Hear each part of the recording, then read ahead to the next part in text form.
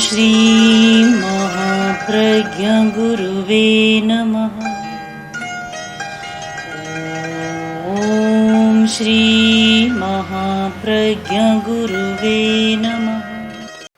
राजस्थान का एक क्षेत्र, गंगानगर का क्षेत्र, वहाँ एक कस्बा है पीलीबंगा।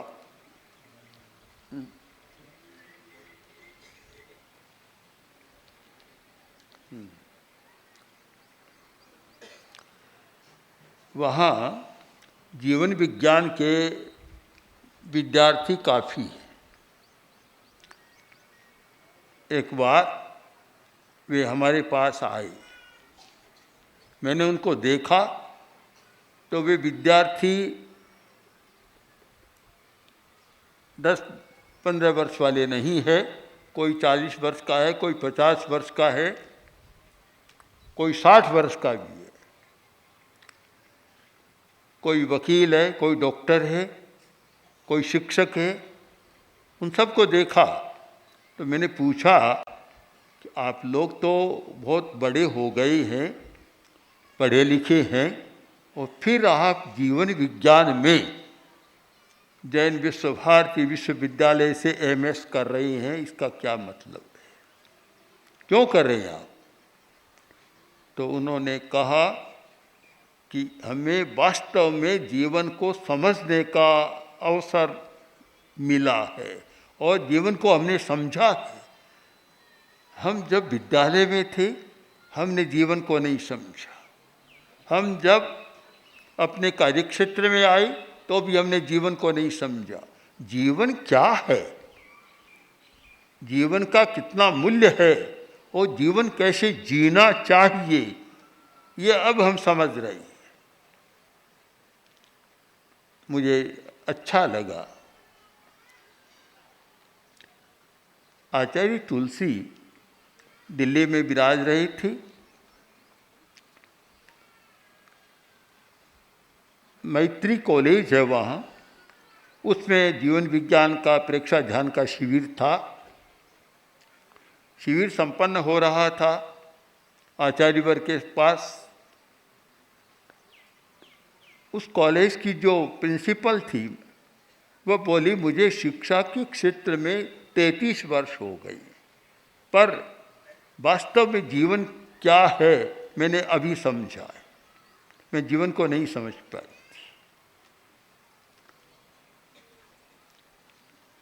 हमारे मस्तिष्क में अनेक प्रकोष्ठ हैं।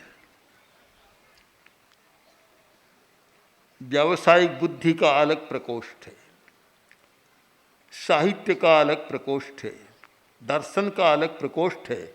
इतने प्रकोष्ठ हैं हमारे मस्तिष्क में, शायद साधारण आदमी गणना ही नहीं कर सकता।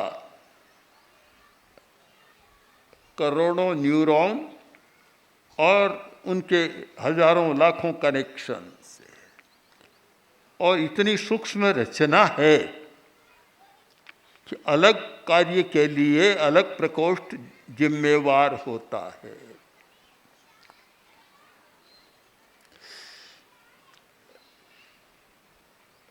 बौद्धिक विकास के लिए एक अलग व्यवस्था है मस्तिष्क में, जिससे आदमी बहुत बुद्धिमान हो जाता है। और पढ़ाई में बौद्धिकता का बड़ा महत्व भी है कि बौद्धिक विकास होता है। यांत्रिकता का अलग प्रकोष्ठ है, सारे प्रकोष्ठ हैं। हम इस सच्चाई को भी समझने का प्रयत्न करें कि चरित्र का भी अलग प्रकोष्ठ है। हमारे मस्तिष्क में ऐसी रचना है कि उस प्रकोष्ठ को जागृत करने पर आदमी में चरित्र का विकास होता है, और वह है भावना का प्रकोष्ठ। भावना, भाव का प्रकोष्ठ है, और वह हमारे जीवन को चलाने वाला है, संचालक है।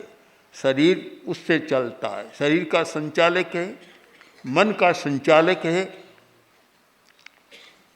बुद्धि का संचालक नहीं है तो बुद्धि को प्रभावित करने वाला है। हमारी समस्या यह है कि हम चरित्र का विकास तो चाहते हैं, पर इंद्रिय चेतना, मनस चेतना और बौद्धिक चेतना तक अटक जाते हैं। भाव चेतना तक हमारा प्रवेश भी नहीं होता, उसे समझने का हमारा प्रयत्न भी नहीं है और उसको हम समझते भी नहीं है। इसका कारण भी है कि इंद्रियों की अपेक्षा मन की चेतना सूक्ष्म है, बुद्धि की चेतना भी सूक्ष्म है, किंतु भाव चेतना तो बहुत सूक्ष्म है और इसलिए सूक्ष्म को पकड़ना हमारे लिए कठिन हो रहा है। अगर हम सूक्ष्म जगत में प्रवेश करें और भाव जगत में जा सके तो बड़ा सरल होता है।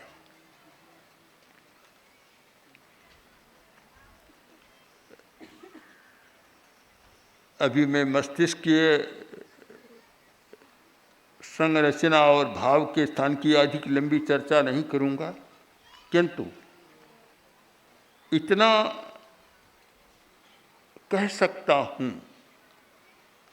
कि चरित्र का, नैतिकता का या सुखी जीवन का संबंध, स्वस्थ जीवन का संबंध जितना भाव तंत्र के साथ है उतना मन और इंद्रियों के साथ नहीं।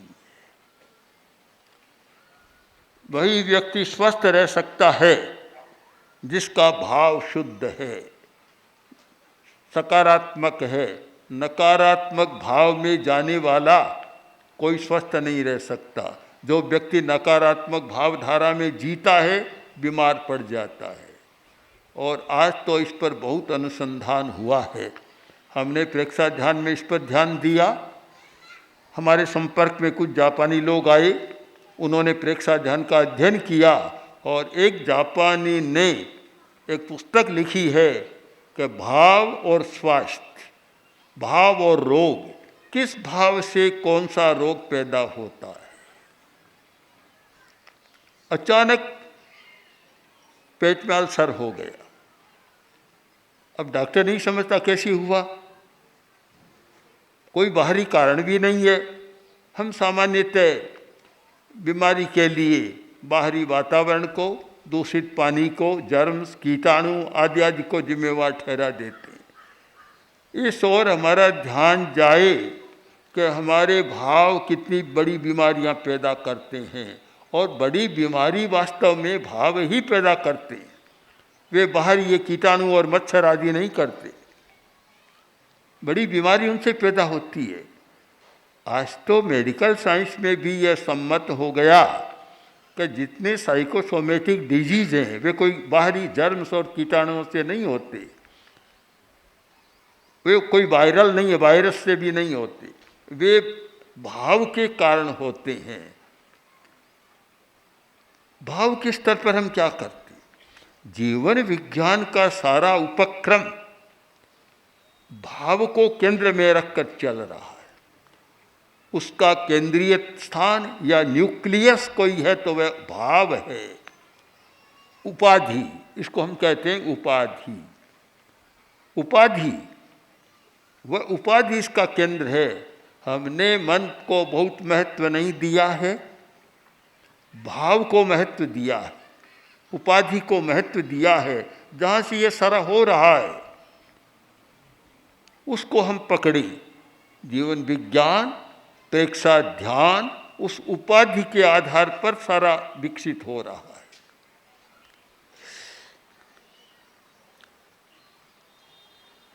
चल पड़ा है और चला भी है कि शिक्षा में जीवन विज्ञान, मैं इसको सच मानता हूं, पर अधूरी बात है, हमारी पूरी बात नहीं होती इससे। हमने जीवन विज्ञान का प्रयोग क्षेत्र चुना तो यह हुआ कि अभिभावक जीवन विज्ञान का अध्ययन करें, शिक्षक जीवन विज्ञान का अध्ययन करें और फिर विद्यार्थी को जीवन विज्ञान का अध्ययन कराएं, तो पूरी बात होती है।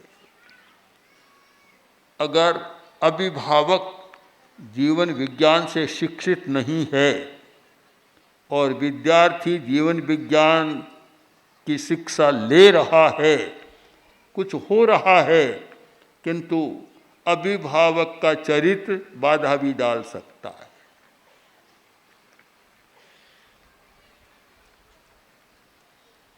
बात पढ़ा है कि झूठ नहीं बोलना, सच बोलना है, सत्य बोलना है।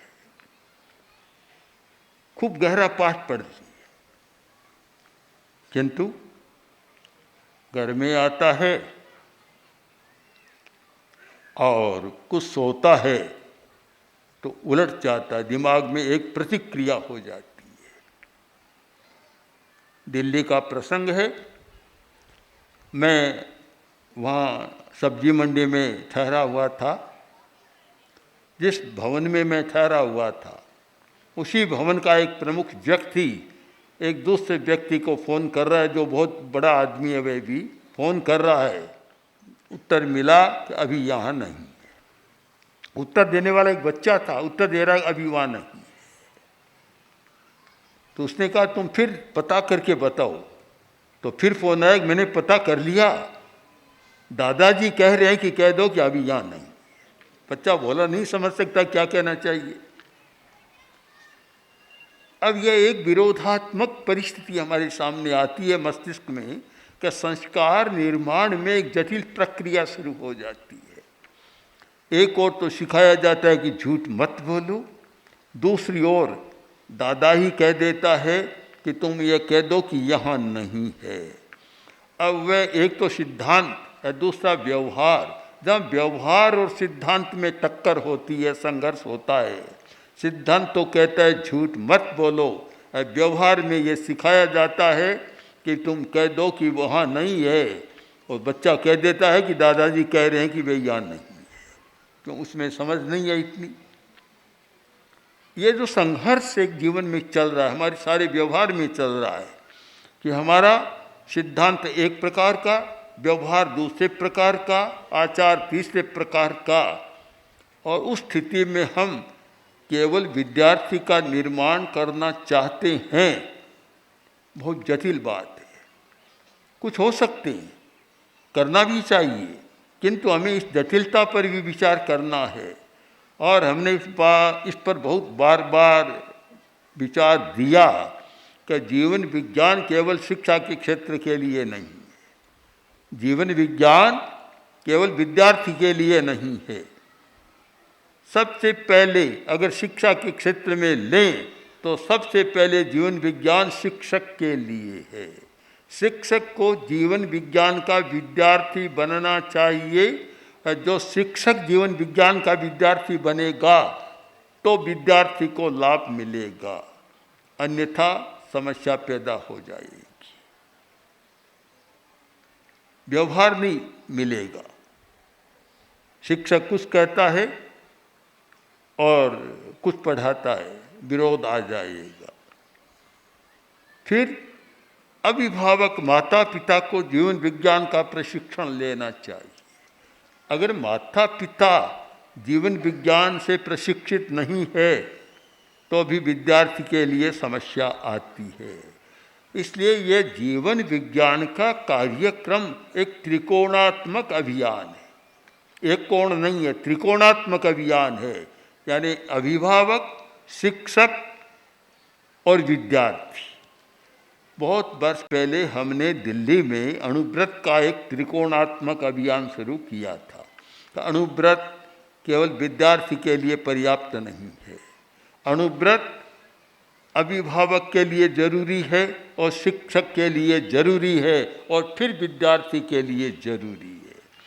ठीक उसी प्रकार जीवन विज्ञान भी एक त्रिकोणात्मक अभियान है कि सब में आना चाहिए। दिल्ली का एक प्रसंग आपको बताऊं।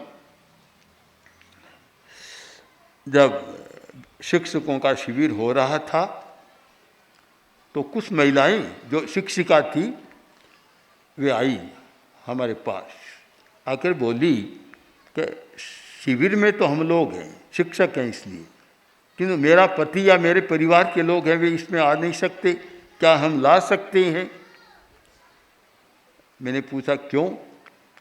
कि अच्छा है वे आ जाएं तो उनको भी ये जानकारी मिले कि जीवन को कैसे बदला जा सकता है, आदतों को कैसे बदला जा सकता है और जीवन को कैसे जीना चाहिए, जीने की कला क्या है।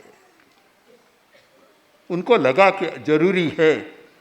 और बहुत बार फिर हमने प्रयोग भी किया कि परिवार के लिए जीवन विज्ञान का, जहाँ माता भी है, पिता भी है, बच्चे भी हैं, पूरे परिवार के लिए प्रयोग किया जाए।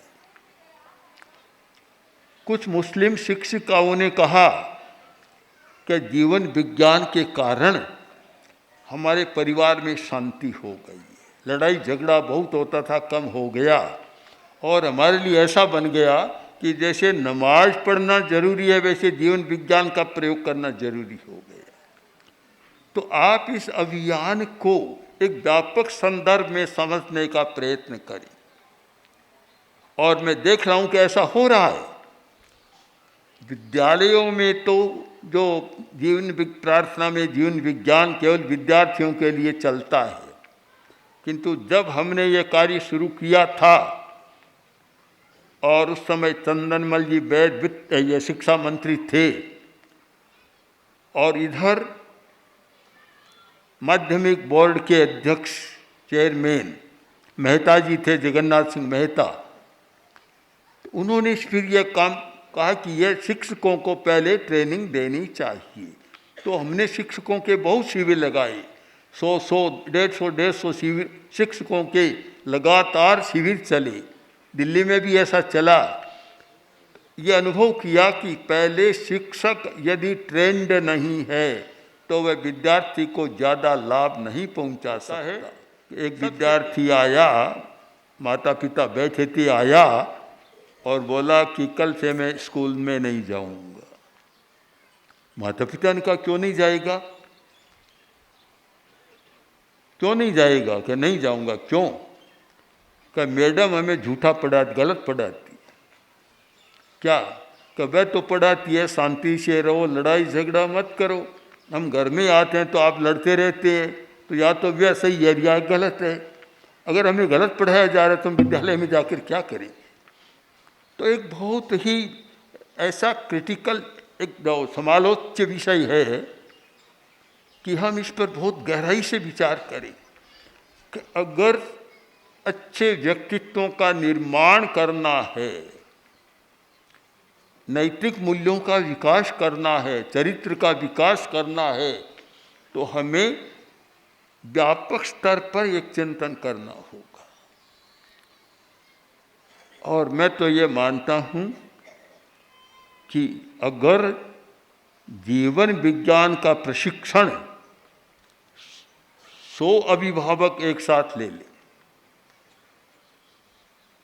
तो शायद विद्यार्थी को फिर ज़्यादा पढ़ाने की भी जरूरत नहीं रहेगी, स्वयं फलित होगा। तो ये तो है कि ये कोई छोटे विद्यार्थियों के लिए नहीं, बड़े लोगों के लिए बहुत ज़्यादा जरूरी है, जिससे उनकी जीवन शैली बदले और वह जीवन शैली अपने आप विद्यार्थियों पर प्रभाव डाले। आज तो जैसे उल्टा हो रहा है।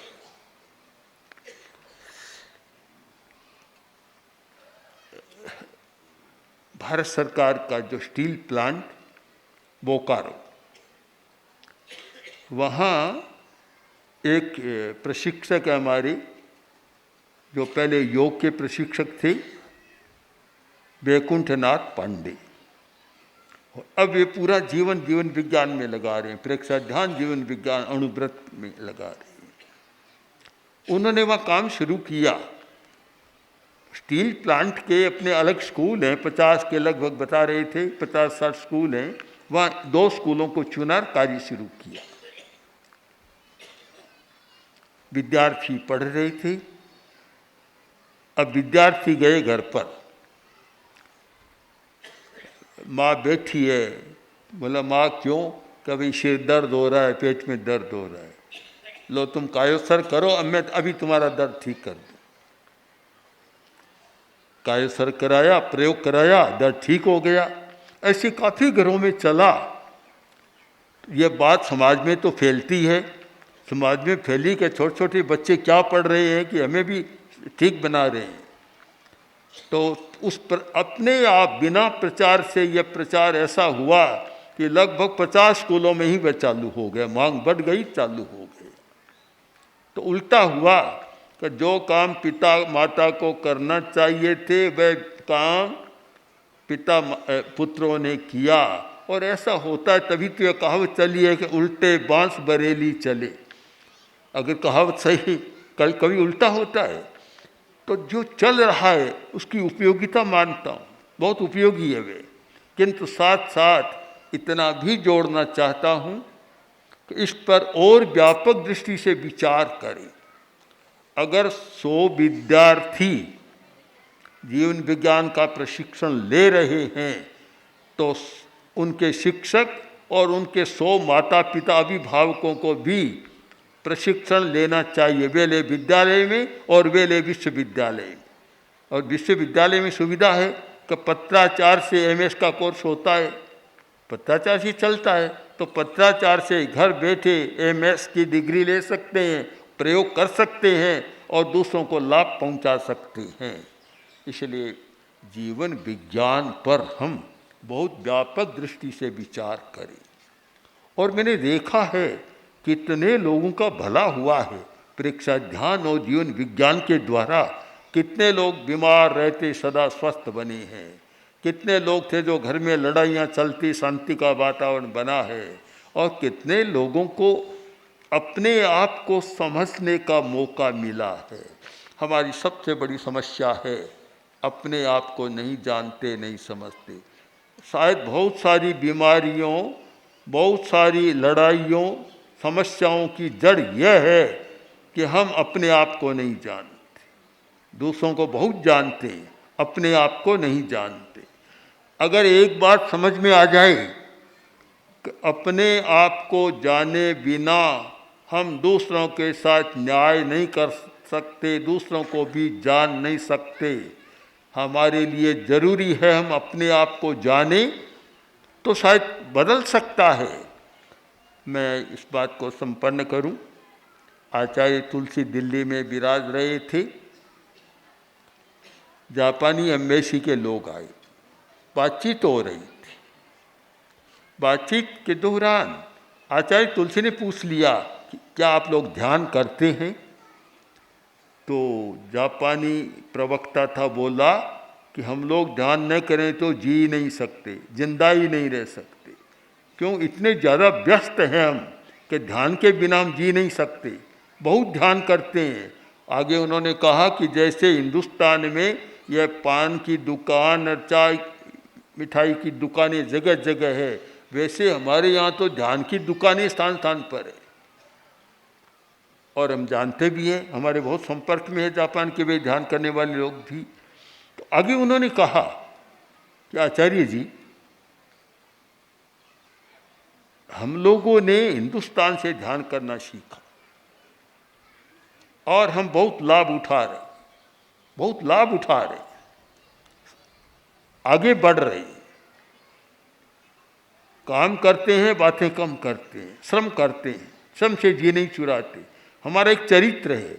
किंतु आचार्य जी, मैं कहना तो नहीं चाहता, अपनी व्यक्तिगत बातचीत से कहना चाहता हूँ कि हिंदुस्तानी लोग, उन्होंने ध्यान करना छोड़ दिया तो बातें तो ज़्यादा करते हैं, काम कम करते हैं। एक सटीक ऐसी टिप्पणी थी कि सही अर्थ में वास्तविकता थी कि वहाँ हमारे एक प्रोफेसर, बहुत प्रसिद्ध जैन दर्शन के विद्वान नतमल जी टांटिया, वे प्रेक्षा ध्यान का प्रयोग कराने जापान जाते थे और कभी कभी 90-90 दिन तक वे वहाँ रहते प्रयोग कराने के लिए। एक बार किसी कार्यवश वे ऑफिस में चले गए, जहाँ कोई कंपनी का ऑफिस था, जहाँ कोई प्रयोजन था, चले गए। जाकर और किसी व्यक्ति से पूछा, निष्प्रयोजन ही आवश्यक था, पूछा, उसने ऐसे हाथ कर दिया, हाथ दे दिया मुँह आगे। फिर बाहर आए, बोले कि देखिए साहब, हम आपका सम्मान करते हैं पर ऑफिस में बात आप न करें, ऑफिस में हम नहीं बोल सकते, आप बाहर बात करना हो तो बाहर करें, ऑफिस में काम होगा, बात नहीं होगी। और यहाँ की स्थिति को देखें, ऑफिस तो बड़ा आराम गृह है, नींद भी लो, बातें करो, मजा, सब कुछ ऑफिस में चल सकता है। ये चरित्र का अंतर क्यों? कि जीवन विज्ञान परीक्षा ध्यान यह था, हमने ध्यान करना छोड़ दिया, अभ्यास करना छोड़ दिया, और जो परिवर्तन होना चाहिए वे सारे तत्व छोड़ दिए, और अब केवल विकास चाहते हैं, तो ये समस्याएं पैदा हो रही है। इसलिए आप जीवन विज्ञान को समझने का प्रयत्न करें, और जीवन विज्ञान के लिए भावना का प्रयोग बड़ा महत्वपूर्ण है। भावना का प्रयोग, भावना, आचार्य सोमप्रभ ने लिखा है, भजत भावनाम किम परई। तुम भावना का अभ्यास करो, अनुपेक्षा का अभ्यास करो, भावना करो। भावना का मतलब ये है कि मैं कुछ होना चाहता हूँ, जो होने की बात है उसका अभ्यास करो। अभ्यास के बिना तुम वैसे बन नहीं सकोगे। इसीलिए हमने प्रेक्षा ध्यान के संदर्भ में 3 शब्दों का विकास किया था कि बुभूषा, जिज्ञासा, बुभूषा, चिकीर्षा। संस्कृत के 3 बड़े महत्वपूर्ण शब्द हैं। पहले जिज्ञासा, जानने की इच्छा पैदा करो, फिर बुभूषा, कुछ होने की इच्छा करो, और फिर चिकीर्षा, उसे करने की इच्छा करो। इन तीनों का योग मिले तो परिवर्तन हो सकता है।